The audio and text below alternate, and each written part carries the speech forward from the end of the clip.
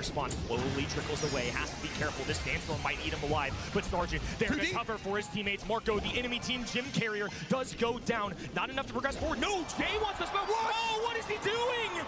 Oh no! Disaster!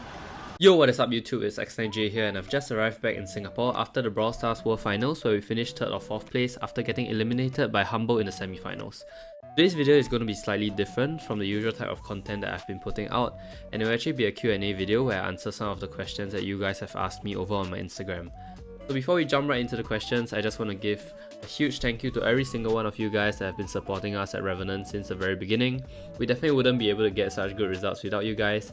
And for those who are new to the channel, please drop a like and subscribe, it really helps the channel out a lot. So hopping right into the questions, I think the first one I'm going to be addressing is basically why I jumped in with 8 gems on the Crow. So I think that obviously many people have asked me about this already, and the play actually became pretty viral. Like every single day I go on social media and I just see myself on Instagram Reels or TikToks just throwing away 8 gems and the entire gem grab set, so it's kind of funny.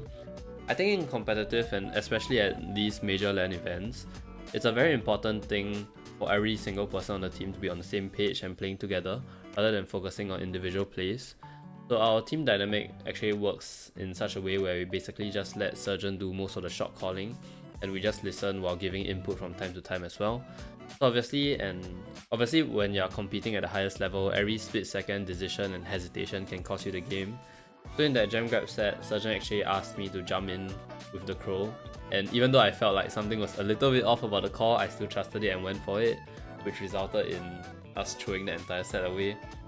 So I think on paper it looks really bad for me, of course, but it was just kind of a misplay from all of us because we're just too used to trusting Surgeon fully, and I was kind of worried that if I didn't follow the call, it would cost us the game as well. But yeah, that was just a very big misplay from all of us on that set. So next question is basically asking me why I didn't play my best against Novo and whether I was feeling nervous. What was your feeling? Okay, yes, I think that's kind of what it's asking. I would say that the Crow incident kind of affected my mental quite a bit because obviously as a gem carrier it really sucks when you lose all the gems. So I think in general on stage games I try to play pretty safe. In scrims sometimes I will limit test a little bit more, and sometimes in scrims if you die with the gems it's bad, but at least it's not a tournament game. But on tournament games I try to play very controlled and I try to be more aware of every single thing that's happening on the map. So it felt really bad for me to single-handedly throw that set because I knew that in such an important game it would be really good for us to be 2-0 up in sets. So the fact that I just threw it away like that, even though it wasn't my fault, but it just felt really bad because I knew that if Surgeon didn't make that call, I would definitely not be doing that on any other day. So yeah, I think that definitely affected me quite a bit. And moving on to the next few sets, we won Brawl Ball, but I would say that I'm not a very frequent Jean and Ember player. So I would say that these two brawlers aren't exactly my comfort, and because of that as well as the mental, I would say that I didn't play the best. And I'm just really thankful because I would say that the entire series I basically just got carried by Response and Surgeon. There's no other way to spin it. I would just say that my teammates carried me so hard and got me to day 3. So yeah, that's basically what I was thinking during the entire series. Congratulations on coming 4th, it's actually crazy, and also what are your plans for the new year? So firstly, thank you so much. I must say that I've gotten so many messages all over on Twitter and Instagram, basically just congratulating us, and I think I'm just really happy that we managed to represent our region so well on the biggest stage in Brawl Stars. So yeah, 4th is obviously a really good result for us, and coming into the new year I would say that my goal personally would just be to return to the world stage and also do really well again. I think I'll most likely be staying with Surgeon and Revenant, but it's not confirmed yet because obviously post-season many things can change. We don't really know the format for next year as well, but either way, one thing is for sure, which is that I definitely want to play on the world stage again. I think that I definitely learned a lot through this world finals, and I just can't wait to be there again. What was your biggest strength during LCQ and world finals? I would say that one of the biggest strengths from our team would be that we play really disciplined. I think that on stage games, it's obviously everybody is nervous because everyone is human. So I would say that on stage games, people tend to make more mistakes than usual. Whereas if you are playing a scrim or you're playing an online tournament from the comfort of your own home, you're just a lot more relaxed. So the chances of you making mistakes will be a lot lower. But I would say that at LCQ and World Finals, we have very good leadership in the team. Obviously, I'm just referring to Surgeon. I think he basically just tells us exactly what to do. The game plan is always very clear, and we always communicate a lot in game as well. So I would say that our team actually plays way more disciplined than a lot of other teams I've seen at these LAN events. I think that will be our biggest strength during both the LCQ and the World Finals. Who worked behind the scenes for RNTX helping with prep overall, be it drafts or other stuff? Yeah, I think whenever the team wins, like obviously fans will always give a lot of credit to the players, and yeah, while I agree that we definitely did our best and played really well together, I think a lot of credit also has to go to all the staff that helped us to achieve such a good result at World Finals. I think huge shout out goes to Kasta and Dompe as well as Star Dragon. I think these three people helped out the most with drafts. Kasta is the analyst from Reply Totem, and Star Dragon is the coach of Toxic Loaders, the Chinese team. I think these two people have been helping us a lot, both at LCQ and World Finals. And Dompe is a Tier B player from Europe that we picked up just for this World Finals, and he actually helped us a lot both in scrims as well as on stage. He made some really good suggestions. And yeah, he's also a really nice and soft-spoken guy, so I really enjoyed working with him. And also, I got to give a big shout out to people like Kiko. He helped us arrange scrims. Perry, he was our analyst. And also all the fans that basically just cheered us on, so yeah. How do you deal with the pressure and nerves playing at such high stakes? I would say that I'm really thankful that this year I managed to go to 3 LAN events, Brawl Cup, LCQ and now World Finals. Because I would say that I definitely learned a lot through these events, especially with regards to the mindset that you need for LAN events. So I would say that the mindset of the team and me personally playing at such high stakes would be just to play my best. I would say obviously Brawl Stars now is a very draft dependent game, so sometimes even if you play really well, you don't have the best draft, so you can't win. And similarly, sometimes if you have a really good draft, even if you play like shit, you still win. So at the end of the day, my mindset going into all these games would be just to play with no regrets. I just don't want to look back at World Finals in maybe a year or two and be like, ah shit, I could have done this so much better, I regret not doing this, I regret not doing that. Yeah, like I just want to be really present in the moment and just play my best and do whatever I can to help my team win. So that's just the mindset I have going into any game at both LCQ and World Finals. And Diego Alonso asks, how did it feel to avoid 2 reverse sweeps, Loud and Novo? So firstly, I would say Novo wasn't exactly a reverse sweep because we were kind of ahead all the way. It was definitely a really close series, and I was so relieved that we won because I think I personally played pretty badly that day. But against Loud, yeah, like Loud definitely it was really close as well. We were up 2-0 and feeling really good, but then we lost sets 3 and 4.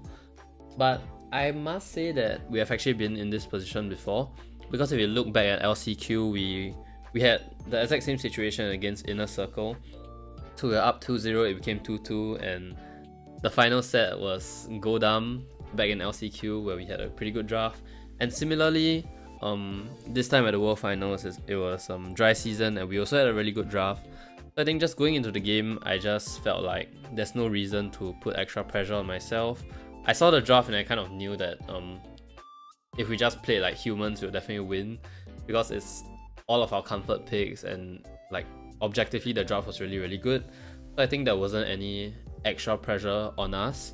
But yeah, it definitely feels good to avoid reverse sweeps, especially on such a big stage. I haven't been on the receiving end of any reverse sweeps myself, thankfully, this year. So yeah, it feels really good. What's the mindset of the team before playoffs, and what is the thing you learned from this Worlds?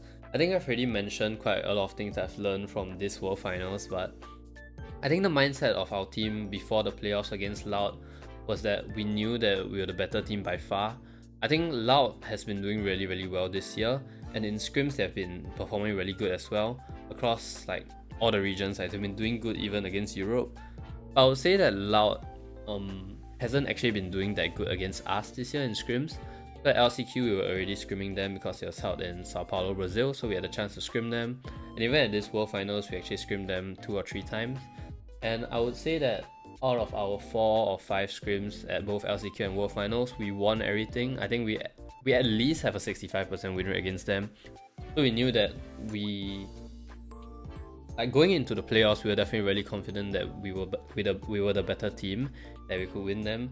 So we just had to have good drafts and just focus on communicating and playing together as a team. Hi, where can I watch the matches for your region? And number 2, can you speak Chinese? I think the matches of our region are on LPL Play. I'm not sure if it's even on YouTube, but I'll try to find it and reply to you in the comments or something. And can you speak Chinese? Yes, I can speak Chinese. 我会说中文. But it's not the best. Yes. 杰伦，你有女朋友吗？有。Can you tell me in detail what equipment you use to play the World Tournament? Thanks. So I actually use the iPad Pro 4th generation, and I would say that most pros use iPad Pro, but yeah, the generation doesn't really matter, like it's kind of all the same. Do you think Southeast Asia and or China should have direct World Final spots? I would say, even though I am from Southeast Asia myself, and I think that we definitely proved a lot coming in 3rd/4th this year, I am a strong believer that we definitely should not have any World Final spots. And the reason for this is that it will just be basically a freebie. I think if you look at Southeast Asia and China, we are 2 regions that have basically only 1 strong team. Not to say that the other teams are not as strong, but I would say that the other teams within these regions are not at the level where they can compete. They can compete very, very well with all the other international teams. So I still think that it's really good for, like, it will be better for Supercell to try to develop the tier 2 scene here and just give us more LCQ slots so that there can be healthy competition throughout the year. And from LCQ, we would then have to prove ourselves there to qualify to the World Finals. So yeah, even though obviously it will benefit me if there were direct World Final spots here, I still think that both Southeast Asia and China should not have World Final spots. And final question to end off the video, does BSC cover the cost of trip to World Finals? Yes, they do. Actually, I think this is one of the main reasons why I love competing, because every single time you qualify for a LAN event, BSC actually covers everything from the flight tickets to the hotels to the food.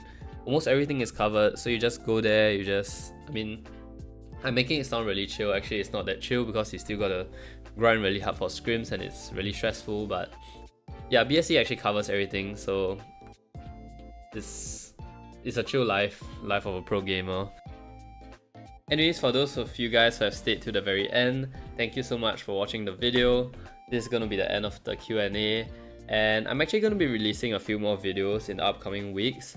I will be covering every single one of the games that we have played at World Finals, similar to LCQ. I'm going to be doing a breakdown of all the drafts and also analyzing all our games. So if you guys are interested in that, do leave a like and subscribe, and turn on the post bell notification so that you get a notification when I do release those videos. You can also join my Discord, the link is in the bio of the video, and all the announcements will be there. You can also contact me there. So yeah, thank you so much once again for all the support, and see you guys in the next video.